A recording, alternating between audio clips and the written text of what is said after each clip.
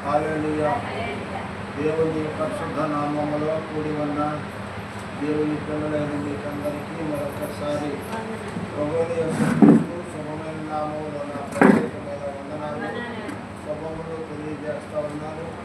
దేవుడు తన యొక్క ఉచితమైన కృప చేత మనందరినీ కూడా తన రెక్కల కింద భద్రపరిచి మరి ఆనాడు ఇశ్రాయేలు ప్రజలకు పగలు ఎండ దెబ్బ రాత్రి మంచి దెబ్బ తగలకుండా తన దక్షిణ హస్తాన్ని ఏ విధంగా అయితే మనకు తోడుగా ఉంచాడో మన పితరులకు ఈ రోజున కూడా మనకు ఆయన హస్తాన్ని తోడుగా ఉంచాడు కనుక మనం అందరం క్షేమంగా సజీవులుగా ఉన్నాం. దేవునికి స్తోత్రం.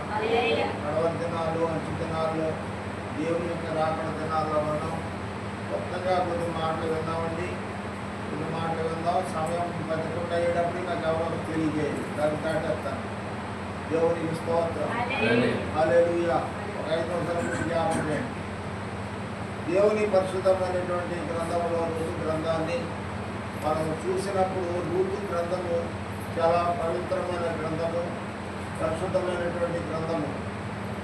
ఋతు యొక్క గ్రంథాన్ని మనం జాగ్రత్తగా గమనించినట్లయితే నయోమి అనేటువంటి ఒక వ్యక్తి ఉండేది.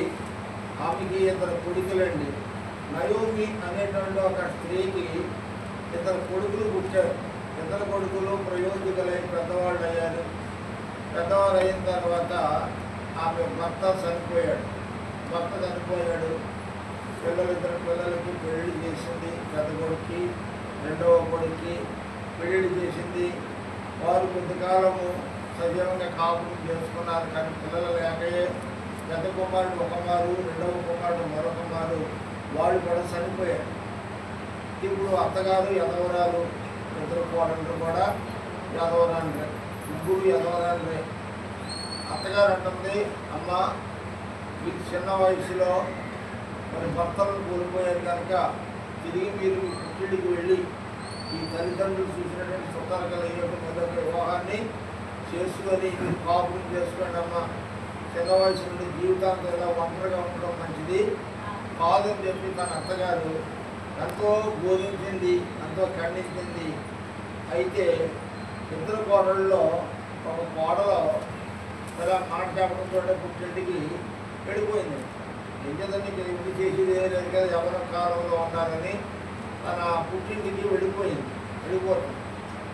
మరో కోడలు అత్తగారిని విడిచిపెట్టి వెళ్ళటం లేదు.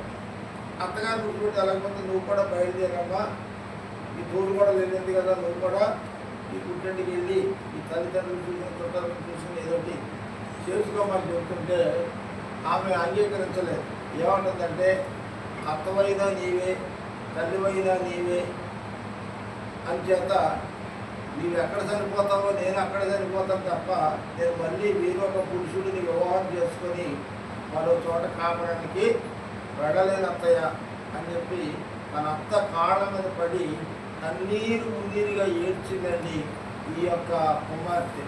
జాగ్రత్తగా ఒక వాక్యం చదువుతామమ్మా, ఒకసారి చదువుతారా? ఒకసారి తీసుకుని ఋతు గ్రంథము 1వ అధ్యాయము 16వ వచనాన్ని ఒకసారి చదువుకుంటే మీకు కొంత అర్థం కోసమే, అది ఇక్కడ దాకా అవసరం. అందుకు రూతు అనగా తన అత్తగారు అంటుంది కోడలతో, నా వెంబడి రావద్దనియు, నన్ను విడిచిపెట్టమనియు, నన్ను బ్రతుమాలుకోవద్దు, నువ్వు వెళ్ళే చోటికి నేను వచ్చేసానని తన అత్తగారితో చెబుతుందండి కోడలు. ఇలాంటి కోడళ్ళు ఉన్నారా అంటే ఈ రోజుల్లో అక్కడెక్కడ ఎక్కడో 100 కోట్లు తప్ప ఈ రోజుల్లో లేరండి. అత్తగారి మీద పెత్తనాలు చేసే కోడళ్ళే తప్ప అత్తగారిని తల్లిగా భావించే కోడళ్ళు ఈ రోజుల్లో చాలా తక్కువ. అసలు నేను అనుకుంటాను కానీ ఉన్నారు, కానీ చాలా తక్కువ అండి. ఆ రోజుల్లో రూత్ అంటుంది, అత్తయ్య నీవు నన్ను నిన్ను విడిచి వెళ్ళిపోమన్న మాట నీ నోటంట రానివ్వద్దు. ఇంకేదంటే అత్తమైనా తల్లివైనా నువ్వే, అంచేత నువ్వు ఎక్కడుంటే నేను అక్కడే ఉంటాను, నువ్వేం చేస్తే నేను అదే చేస్తాను అని మరికొన్ని మాటలు మాట్లాడుతుంది కింద. చూడమ్మా, నీవు నివసించుతున్న చోటనే నేను కూడా నివసించేదను. నీ జనమే నా జనము, నీ దేవుడే నా దేవుడు. నువ్వు మృతి పొందిన చోటనే నేను మృతి పొందుతాను, కానీ నన్ను మాత్రం నిన్ను విడిచి వెళ్ళమనే మాట మరోసారి అనవద్దు అత్తయ్య అని చెప్పి 2 కాళ్ళు పట్టుకుని తన అత్తగారిని బ్రతిమలాడుకుంటూ ఉందండి ఈ రూత్ అనే కోడలు. అంత చక్కని పవిత్రరాలు ఆమె, భర్త లేనిది అయినప్పటికీ, యవనస్తురాలు అయినప్పటికీ ఆమె అత్తని బ్రతిమలాడుకుంటుంది. అత్తయ్య నిన్ను విడిచిపెట్టి వెళ్ళమనే మాట నీవు అనవద్దని చెప్పి బ్రతిమలాడుకుంటుంది. ఎంత ఉత్తమరాలండి ఆ కోడలు. అంతేగా రూతు గ్రంథంలో రూతు పేరు ఇక్కడ ఈ గ్రంథాన్ని ఏర్పాటు చేశాడు. ఈ రూతు పేరు జీవ గ్రంథంలో కూడా రాయబడి ఉంది. అయితే ఆమె అత్తతోనే ఉంది కానీ ఆ కోడలు అత్తను విడిచిపెట్టి వెళ్ళలేదు. మరో కోడలు అయితే వెళ్ళిపోయింది, ఒక కోడలు అయితే ఇక్కడే ఉంది. అయితే ఈమె రోజులు గడుస్తున్నా కొద్ది ఆ గ్రామంలో లేక పట్టణంలో కరువు విచ్చలవిడిగా వస్తూ ఉంది. కరువు, తినడానికి తిండి లేదు, కట్టుకోవడానికి వస్త్రాలు లేవు, ఉండడానికి ఇల్లు లేదు. ఆ యొక్క బాధపడలేక మరొక ఊరు వలస వెళ్ళారండి వాళ్ళు. మరొక ప్రాంతానికి వలస వెళ్ళారు. ఆ ఊళ్ళో వారికి సమీప బంధువుడైనటువంటి బోయాజ్ అనేటువంటి ఒక భక్తుడు ఉన్నాడండి. అతను కూడా దేవుని ఎడల భయభక్తులు కలిగినటువంటి వాడే. బోయాజు ఒక రోజుని కోత కోయిస్తూ ఉన్నాడు తన పొలంలో. పనివారితో కోత కోయిస్తూ ఉంటే ఈమె ఏదైనా పొలంలోకి వెళ్ళి పరగేరుకోవాలని చెప్పి కొంత ఏదో తట్టబట్టుకుని ఆమె చెదర్లో కొంత టిఫిన్ల బాక్స్లో పెట్టుకుని పొలాల మీదకి వెళ్ళగా అక్కడ ఆ బోయాజు ఈ యొక్క రూత్కి పరిచయం అయ్యాడండి. పరిచయం అయ్యి, అమ్మ ఇది ఏ ఊరు, ఏంటి, నిన్ను ఎప్పుడు చూడదు ఈ ప్రాంతంలో, నువ్వు ఏ ఊరి నుంచి వచ్చావు ఏంటని అడిగితే ఆమె అంటుంది, అయ్యా నేను మీ సమీప బంధువురాలని, మీ సమీప బంధువురాలని, నయోము కోడలని, నయోము మీ బంధువురాలు, నయోమి కోడలని, నేను మీ దాసురాలని అని చెప్పి ప్రదాయపడుతుంటే, అమ్మా నా కుమార్తె అదిగో కోతకు వస్తూ ఉన్నారు, వెనకాల పంటల మూపులు కడుతూ ఉన్నారు. ఆ వెనకాల పంటల కట్టే కాడికి వెళ్ళి నువ్వు పరిగా ఏరుకమ్మా, నీకు ఎట్టి అభ్యంతరం లేదని ఆమెతో చెప్పి పనివారితో అంటున్నారు. ఆమెకి కొంత చూసి చూడండి కొంత పరకనే విడిచిపెట్టమని చెప్పి పనివారు కూడా చెప్పాడండి. అంటే రూతు ఎంత పవిత్రమైనదో, ఎంత పరిశుద్ధమైనదో, ఎంత యథార్థమైనదో, రూతు తన అత్తమామలు నమ్ముకున్న దేవుడు రూతుకి తోడై ఉన్నాడు. దేవునికి స్తోత్రం. ఆ రూతు ఈ రోజు నీకు నాకు మనందరికీ సాదృశ్యంగా ఉందండి. రూతు అనగా మనందరికీ తల్లి ఉన్నది.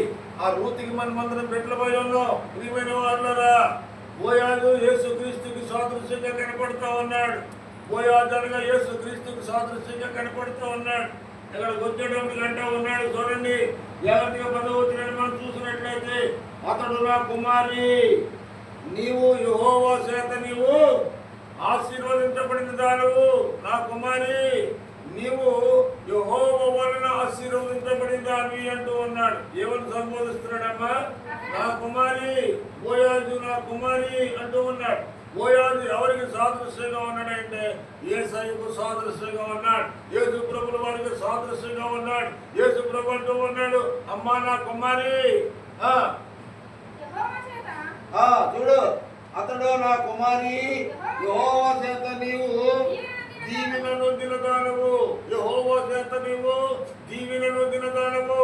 దేవుని యొక్క దీవెనలు ఆనాడు రూతుకి ఉన్నట్లుగా రూతు యొక్క అడుగు జాడల్లో నడిచే ప్రతి స్త్రీకి, ప్రతి పురుషులకు ఆమె కుమారులుగాను కుమార్తెలుగా అయ్యే అధికారము దేవుడు అనుగ్రహించి ఉన్నాడండి.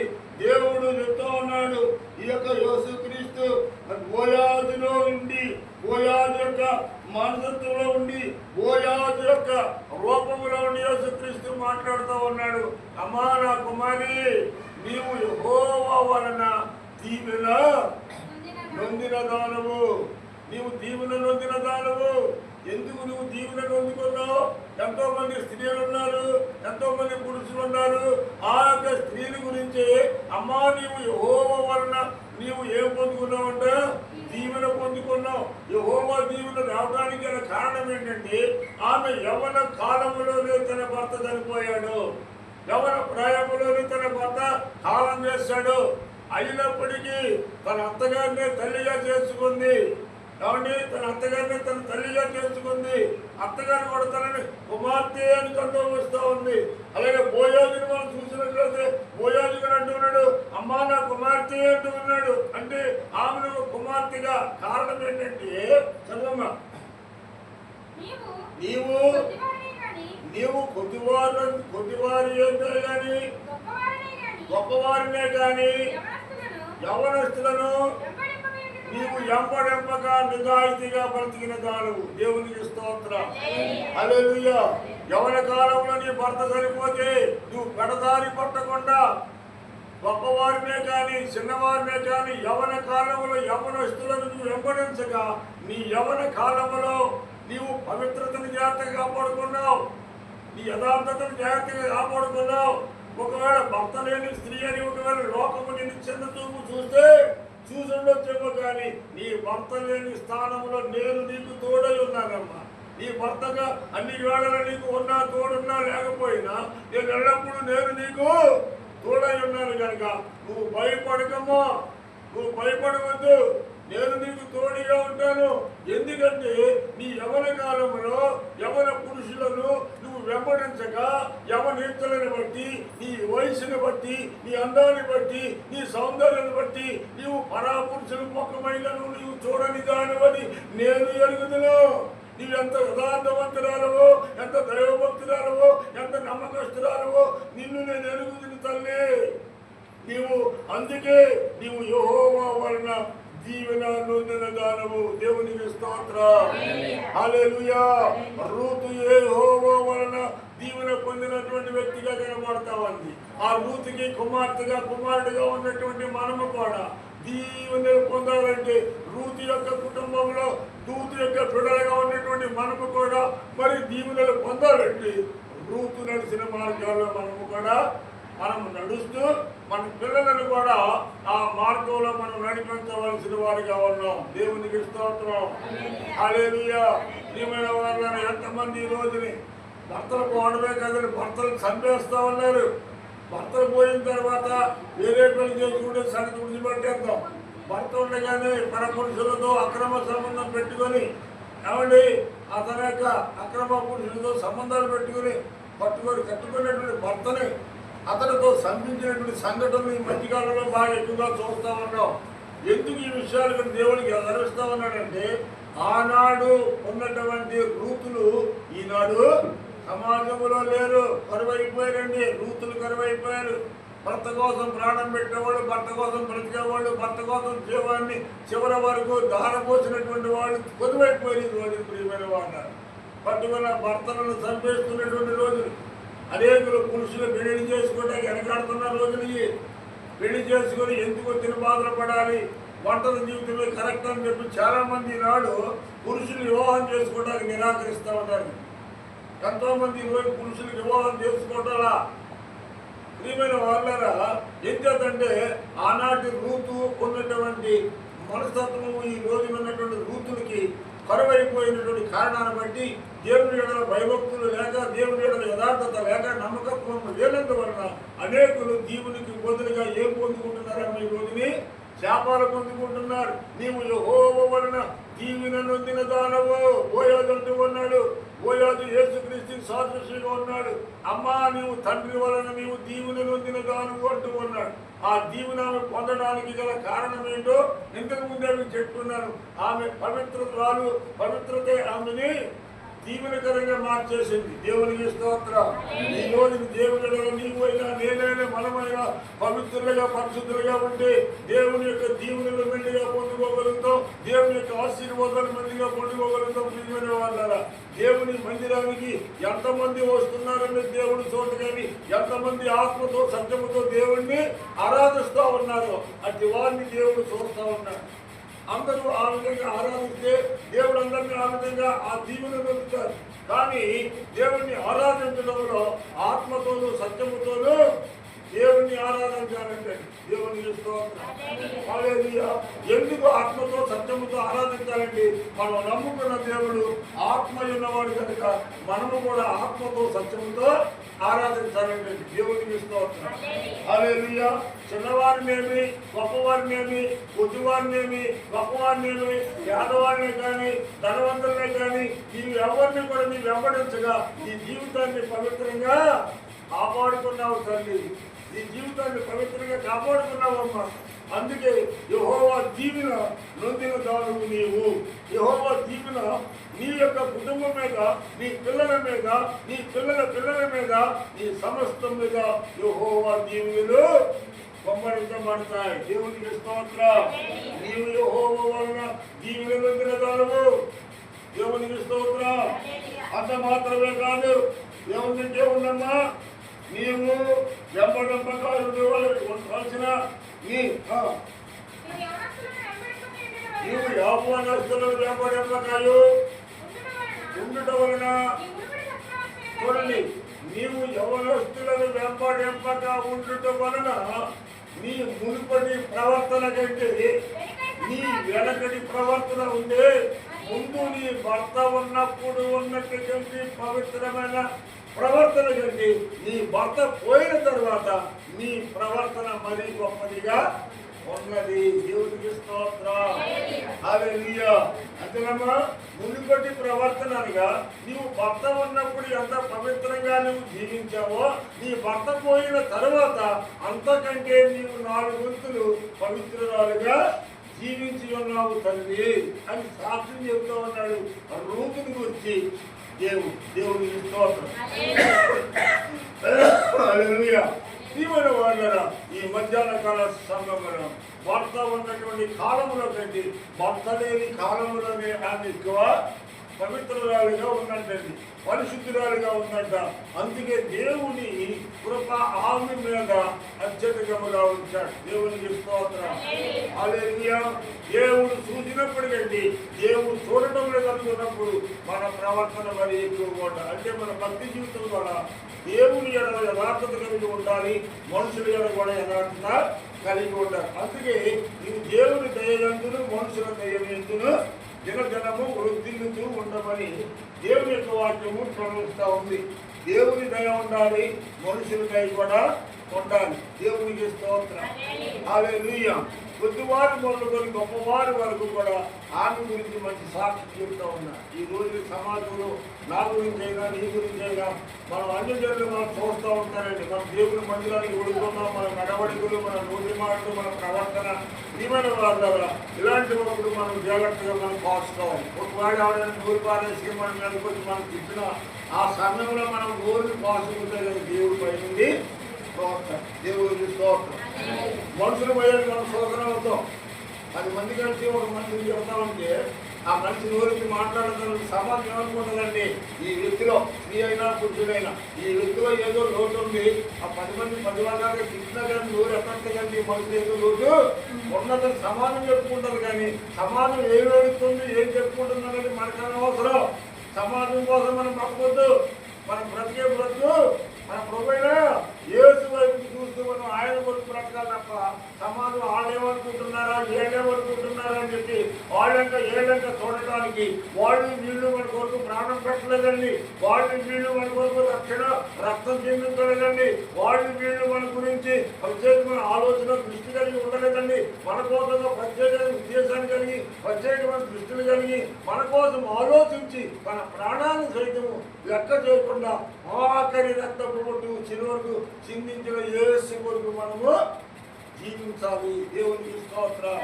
ఒక్కోసారి ఇలాంటి అనుభవాలు నాకు కూడా ఎదురవుతుంది, మీకు ఎదురైనట్టు నాకు కూడా ఎదురవుతాం. ప్రియమైన వాళ్ళ మనం ఒకవేళ ఎవరైనా చిత్రుడు మనం పెట్టలేదనుకోండి, చూసినట్టు అనుకుంటాం పాస్టర్ గారు ఎదుర్కొంటుంది ఉంటుంది అని నోరు పని తిరిగేసి మాట్లాడలేదు అనుకుంటూ ఉంటాను. ఎవడేమనుకుంటే నాకెందుకు, నా గురించి నా దేవుడు అనుకుంటాడు అనేది నాకు కావాలి. ఇది కూడా ఏమనుకున్నా ఏం పర్వాలా, లోకమంతా మన గురించి ఏం మాట్లాడుతున్నా పర్వాలా. లోకం ఎప్పుడు మంచి గురించి మంచోడని ఎప్పుడు చెప్పుకోరు. బతుకున్నంత కాలం మంచి అని కూడా ఎవరైనా అన్నవాడు ఉన్నారంటారా? బతుకున్నంత ఎవరు మనం చెప్పుకోరండి. చచ్చిపోయింది కదా 12 మంది బంగారాన్ని మనిషి అంటే బంగారాన్ని మంచి బంగారం చూడండి, బంగారులో చూడండి, బంగారులాంటి కదండి ఎప్పుడు చెప్పుకుంటారండి. చనిపోయిన తర్వాత మన గురించి మనం మంచి చెప్పుకుంటారు. కానీ బతుకున్నది కదా మన కోసం ఎవడో చెప్పుకోరు. దేవుడు అంటున్నాడు, అమ్మా నీవు యెహోవా వలన దీవెన నొందిన దానవు. దేవుడు సాక్ష్యం చెబుతూ ఉన్నాడు. రూతుల గురించి దేవుడు సాక్ష్యం చెబుతున్నాడు. ఈ రోజుని మన లోకమైనను లోకంలో ఉన్న వాటి వైపు చూడకుండా మన దేవుడి వైపు చూసేవలతుంది. దేవుడి వైపు మనం చూస్తామని దేవుడు ఏం చేస్తాడండి, ఎల్లప్పుడూ ఇదిగో రూతి నా కుమార్తె, నీవు నీ మునుపటి సత్ప్రవర్తన కండి వెనకడ సత్ప్రవర్తన మరీ ఎక్కువైందిదమ్మా, నీ గురించి అందరూ సాక్ష్యం చెబుతున్నారమ్మా సమాజంలో అని రాయబడింది. అక్కడ చదువు సరే, నీ ఎరుగడి ప్రవర్తన కంటే, ఈ మునుపటి ప్రవర్తన కంటే అమ్మా ఈ వెనుకటి సత్ప్రవర్తన మరీ ఎక్కువ అయినదని. కాబట్టి నా కుమారి నువ్వు భయపడకు, నా కుమారి నువ్వు భయపడకు, నీవు చెప్పినదంతయు నేను చేస్తానంటున్నాడు. ఆమె యథార్థతను బట్టి, ఆమె దైవభక్తిని బట్టి, ఆమె నీతిని బట్టి, నిజాయితీని బట్టి దేవుడు ఏమంటున్నాడంటే, అమ్మా నువ్వు భయపడకు, నా కుమార్తె నువ్వు భయపడకు, నువ్వు భయపడకు, నువ్వు అడిగిందంత నేను చేస్తాను అంటున్నాడు. అక్కడ ఏమంటున్నాడమ్మా, నా కుమార్తె నువ్వు భయపడకము, నువ్వు చెప్పినదంతయు నేను చేసేదనని దేవుడు చెప్తూ ఉన్నాడు. ఈ రోజు నువ్వు సన్నిధిలో లేచి నిలబడి చెప్పేవే సాక్ష్యము, దేవుడి సన్నిధిలో నిలబడి చెప్పేవే సాక్ష్యము. ఎవరు ఏమనుకుంటే నాకెందుకులే, దేవుడు నా పట్ల చేసిన సాక్ష్యం మీరు చెప్పాలని నువ్వు లేచి నిలబడి చెప్పేవే, కృతజ్ఞత భావం తెలియజేసుకున్నావే, దాని గురించి దేవుడు అవుతున్నాడు. చెప్పండి అక్కడ ఏమంటున్నాడమ్మా, నువ్వు యోగ్యురాలని ఆ జనులందరూ నీ గురించి చెప్పుకోవడం ఏమి దేవునికి స్తోత్రం. హల్లెలూయా. మరి ఈ రోజు మన గురించి యోగ్యురాలు అని చెప్పుకుంటున్నారా, అయోగ్యురాలు అని చెప్పుకుంటున్నారా, యోగ్యుడు అని చెప్పుకుంటున్నారా, అయోగ్యుడు అని చెప్పుకుంటున్నారా? మనం పరిశీలన చేసుకోవాలి. ఎవరో మనం పొగడాలని కాదు, ఎవరో మనం గొప్పగా చెప్పుకోవాలని కాదు, కానీ మన గురించి మనం నమ్ముకున్న దేవుడు మంచివాళ్ళకి సాక్ష్యం చెప్తే చాలు. దేవుడికి ఇస్తాం. ఇప్పుడు మనం ఎవరు సాక్ష్యాన్ని కోరుకోవాలి?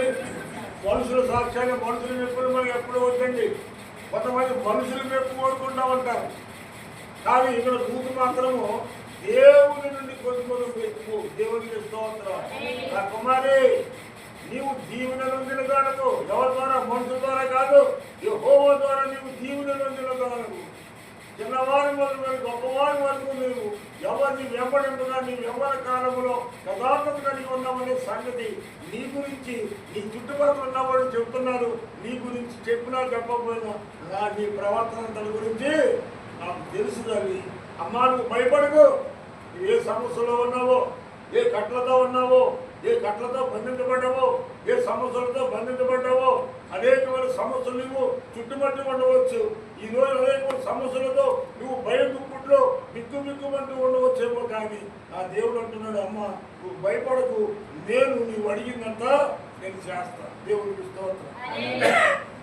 ఈరోజు నువ్వు ప్రభు సన్నిధికి వచ్చి మోకాళ్ళు పోని కన్నీరు విడుచుతూ ప్రభుని ఏమైతే అడిగావో నువ్వు అడిగినదంతా కూడా ఆయన చేస్తాను అంటున్నాడు. నువ్వు ప్రార్థన చేసిన వ్యక్తులు అయితే నువ్వు చేసిన ప్రార్థన జవాబు నేను నీకు ఇస్తాను, చేస్తాను అని దేవుడు అంటున్నాడు. ఒకవేళ ప్రార్థన అయిపోయిన తర్వాత నువ్వు వస్తుంటే దానికి నువ్వేమీ చేయలేమని అంచేత దేవుడు అంటున్నాడు, అమ్మా నువ్వు అడిగిందంత నేను.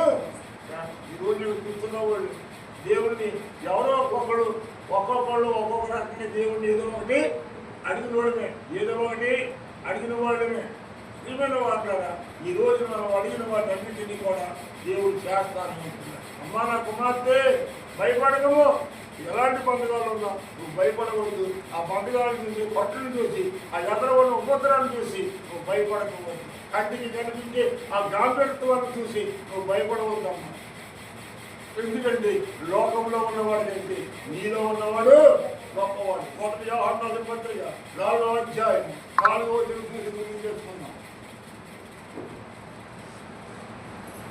చూడండి, 1 యోహాను పత్రిక 4:4.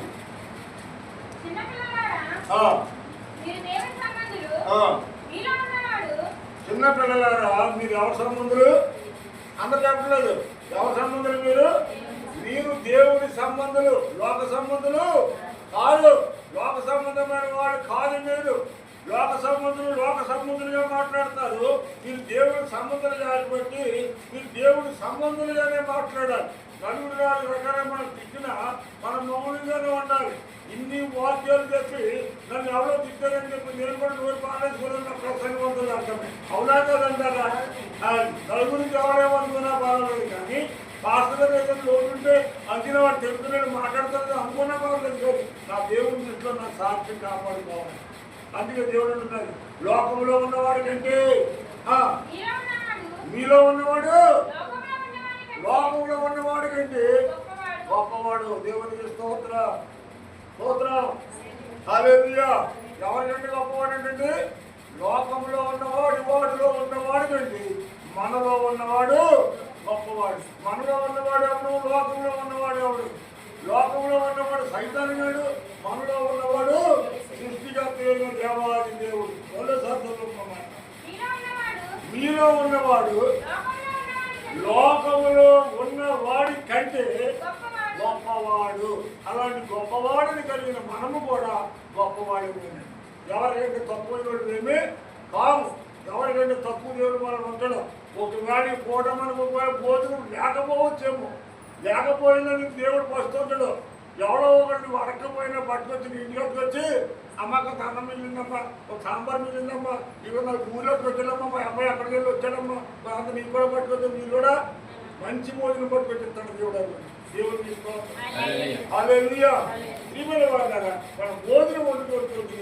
ఎవరో పెళ్లి భోజనం పట్టుకొని పెడతారు, ఎవరో ఒక ద్వారా పట్టుకొని పెడతారు, రాజు భోజనం పెడతారు. ఇలాంటి అనుభవాలు అనుభవించారు. మీరు కూడా అనుభవించి ఉండవచ్చు.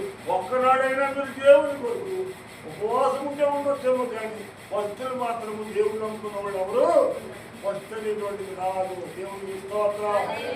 కావాలి మనం చూడండి. అయ్యా మేము దేవుడు నమ్ముకున్నా వస్తువులు ఉన్నామయ్యా, మరి కొట్టగా రోడ్లదయ్యా, ఇంట్లో ఉంటుండో ఎవరైనా చెప్పండి. ప్రియమైన వాళ్ళు ఒక్కరైనా చెప్పలేదు. భోజనం లేకుండా విడిచిపెట్టేవాడు కాదు మన దేవుడు. లోకంలో ఉన్న సైతాను గాడు, లోకంలో ఉన్నవాళ్ళు ఉన్న సైతాను గాడి కంటే మనలో ఉన్న దేవాది దేవుడు గొప్పవాడు యొక్క మన ఎప్పుడు కూడా ప్రశ్నించేవాడు కాడు.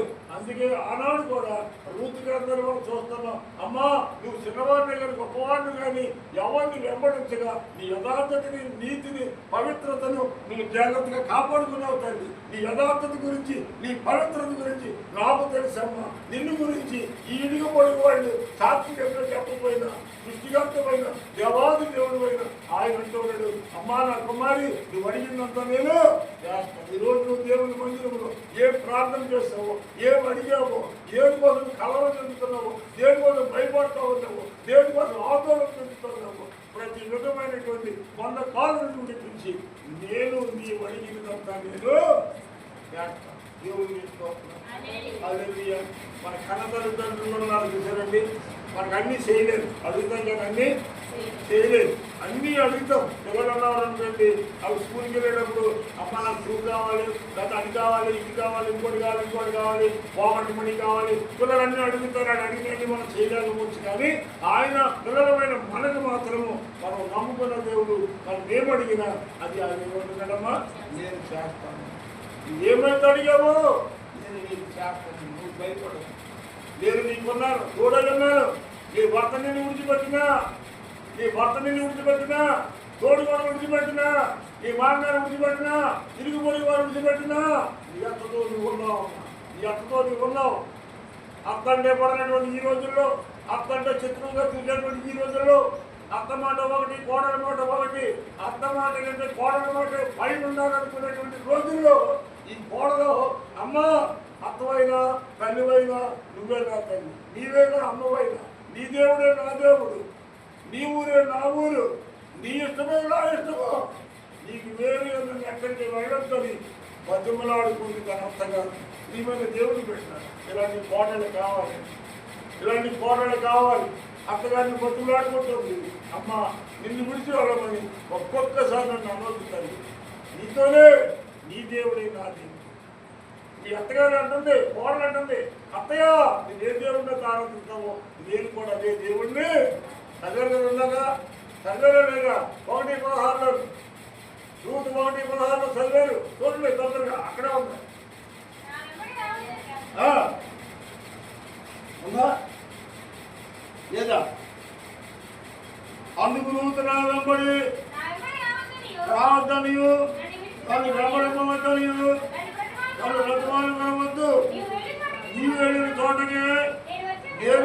నివసిస్తాను. నీవు ఎక్కడైతే నివసిస్తావో నేను కూడా అక్కడే నివసిస్తాను. నీ బంధువులే నా బంధువులు, నీ దేవుడే నా దేవుడు. దేవుడికి స్తోత్రం. అక్కడ చెప్పండి మాట, నీ దేవుడే నా దేవుడు. చెప్పండి అందరూ, నీ దేవుడే నా దేవుడు. ఎవరన్నారు ఈ మాట? రూత్ అంటుంది. ఎవరిని? మన అత్తగారిని అంటుంది. అత్తగారు ఏ దేవుడిని అయితే నమ్ముకున్నామో ఆ దేవుడే నా దేవుడు. నీ దేవుడు నా దేవుడు, నా దేవుడే నీ దేవుడు. అర్థమవుతుంది మీకు అందరికీ? అర్థమవుతుందా లేదు? నాకు అర్థమవుతుంది. దేవునికి ఇస్తాం. అంచేత అత్తగారి మార్గంలో కోడలు కూడా వెళ్ళాలి. ఆ కుటుంబాలు ఆశీర్వాదకరంగా ఉంటాయి. ఈ రోజు ఎందుకో మరి ఇదే వాక్యము అత్త కోడల గురించి చెప్పాలనిపించింది. రూతు గ్రంథము ఈ యొక్క 3వ అధ్యాయము 10-11 వచనాలు మనం చూసుకున్నంత వరకు ఈ దేవుడే నా దేవుడు, నీ బంధువులు నా బంధువులు, నా బంధువులు నీవు తప్ప ఎవరు అక్కర్లేదు అంటారు. అనే కోడలు, అలాంటి కోడలు దేవుడు తీసుకోవాలి. హల్లెలూయా. దేవుని అన్నాడు, నువ్వు ఏ పరిస్థితిలో ఉన్నా దేవుడు అంటున్నాడు, నా కుమారి నువ్వు భయపడకు, నువ్వు అడిగినదంతా నేను చేస్తాను అన్నాడు. నువ్వేమైతే అడిగావో అడిగిన వాటికంటే ఊహించిన వాటికంటే అత్యధికమైన కార్యాలు దేవుడు నీ పట్ల, నా పట్ల, మనందరి పట్ల సమృద్ధిగా చేసి నెరవేర్చును గాక. ఆమేన్. అందరికీ వందనాలు.